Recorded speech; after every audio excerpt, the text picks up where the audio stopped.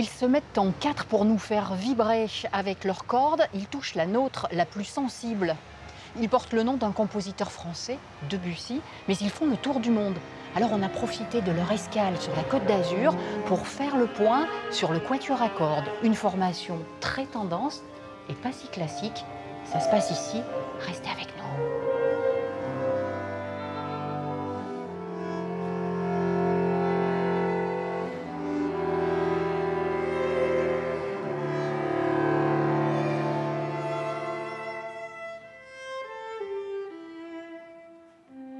Un quatuor à cordes, il y a 4 personnes qui conversent ensemble.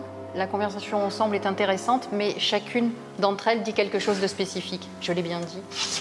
Oui. Cette alchimie a inspiré tous les grands compositeurs qui ont donné le meilleur d'eux-mêmes parce que c'est vraiment la forme pure de la musique. 4 voix, sans l'artifice peut-être du décorum de l'orchestre, de la puissance sonore. C'est juste vraiment la virtuosité d'écriture.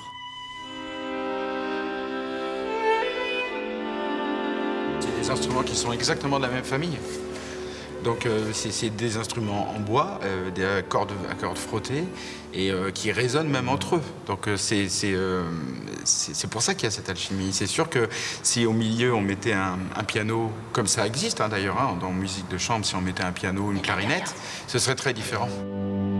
On est un peu les basses dans le quatuor et c'est très important d'avoir une belle fusion sonore.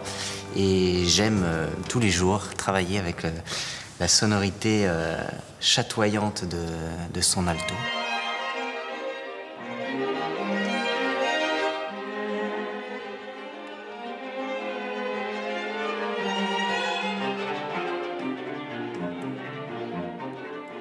Allez, on se dépêche, j'ai oublié de lui poser une question. Il m'a dit qu'il était dans les loges. J'espère qu'il va nous recevoir. Est-ce que vous pouvez me dire pourquoi vous vous appelez Debussy? D'abord, il est vrai que Debussy est l'un des compositeurs français les plus célèbres dans le monde entier. Il y a Debussy et il y a Ravel. Donc quand on est en tournée au Japon, aux États-Unis, au Canada, en Australie, tout le monde connaît Debussy, tout le monde sait qu'on est un ensemble français. Il y a pour nous cet amour de la musique française du début du XXe siècle.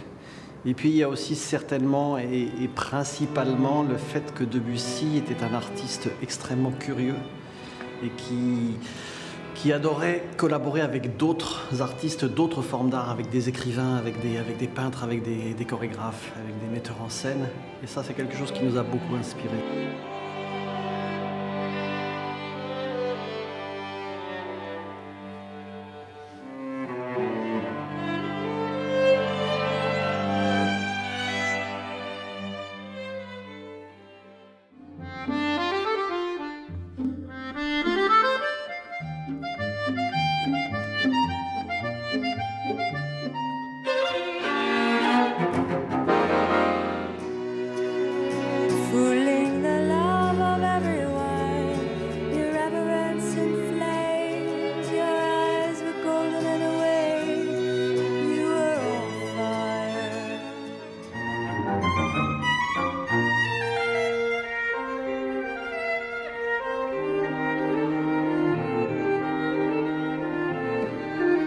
Ça serait bien un spectacle avec un prestidigitateur où effectivement vous finiriez dans l'espace.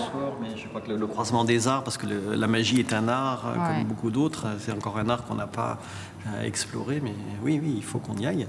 On a fait la danse, le théâtre, le cirque, les marionnettes, le cinéma. Voilà. Il nous manque la magie, je suis d'accord.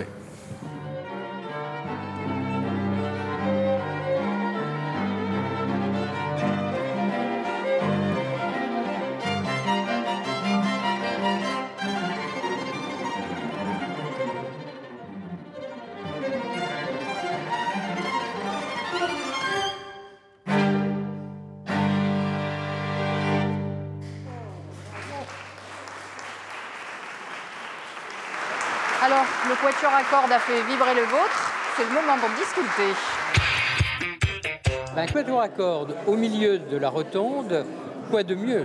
Quoi de mieux, puisque c'est, comme l'a dit d'ailleurs l'un des musiciens, nous sommes en contact direct avec les musiciens tout proches de nous, et eux tout proches l'un proche de l'autre. Je crois que c'est très important pour un quatuor. L'alto, j'ai trouvé ça formidable, ça vous prend aux tripes. C'est la petite larme, hein? Oui, c'est un violon qui est à la fois grave et qui est plus sensible. Je ne sais pas, il y a quelque chose qui se passe. Le quatuor de Debussy, je ne connaissais pas, et c'est une découverte. Quant aux transpositions pour piano, enfin pour quatuor des œuvres pour piano, ça aussi c'est quand même très plaisant. Je préfère le piano. La pièce que vous avez jouée au début, en quatuor à cordes, Debussy l'a écrite pour piano. Je la préfère.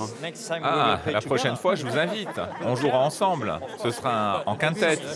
Allez. Rendez-vous est pris. C'est un défi, hein? Pas de problème. Vous n'avez peur de rien, c'est bien. Rien.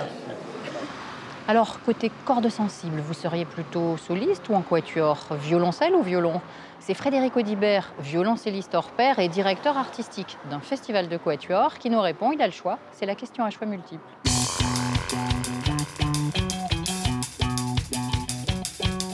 Bon, c'est un dilemme. Mon métier me pousse plus vers le soliste, mais voilà, le cœur est vers le quatuor.